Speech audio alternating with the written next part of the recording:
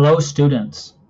Have you ever wished during coronavirus time that, you could just go outside and run around and do whatever you want in freedom and safety?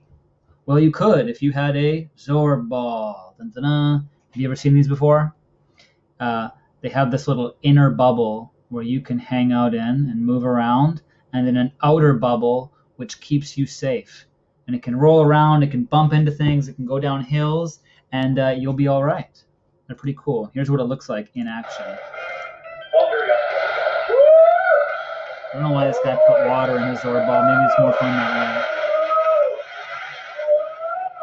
These are actually pretty popular in New Zealand. So if you ever want to try the Zorb, maybe you can go to New Zealand and give it a shot and roll down a hill. Pretty cool, huh?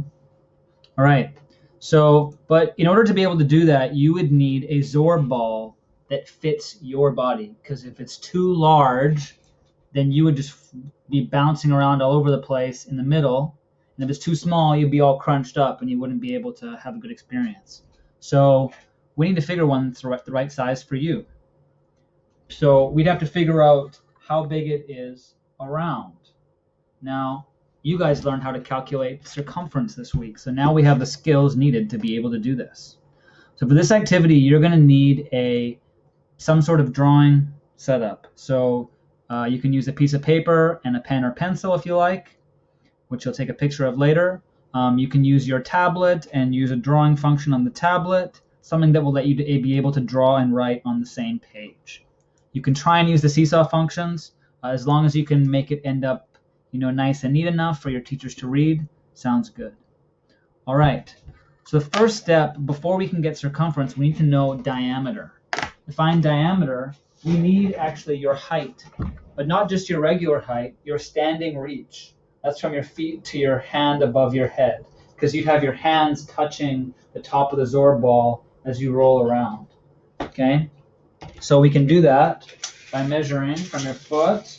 I'm going to put this tape measure under my toe, measure all the way up above my head, and I can look. For me, it's 222 centimeters. If you have a measuring tape, you can do that too, or maybe any other measuring device. Maybe your parents can help you. If you don't have a device like that, you can actually take your height and multiply it by 1.3, and you can do that with a calculator, and that will give you a good estimate. You can use that as your standing reach. So once we start drawing, that will actually be your diameter. So I've made this little drawing of this beautiful drawing, yes, I know, of me. My head is very wide. Okay, in my inner bubble, and then the outer bubble on the outside. This is my Zorb ball diagram.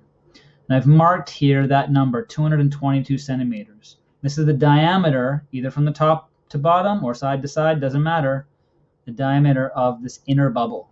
Okay?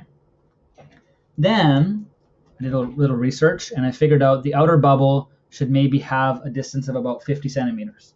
If you want to make it different, you can. Maybe you want an extra safe bubble. It's up to you. I wouldn't make it any smaller than that. So then I had to figure out the diameter of the outer bubble. So I have this information, 222 centimeters for the inner bubble, and I know the distance from the inner bubble to the outer bubble should be 50 centimeters to keep me safe. And I know that that will have to be on both sides.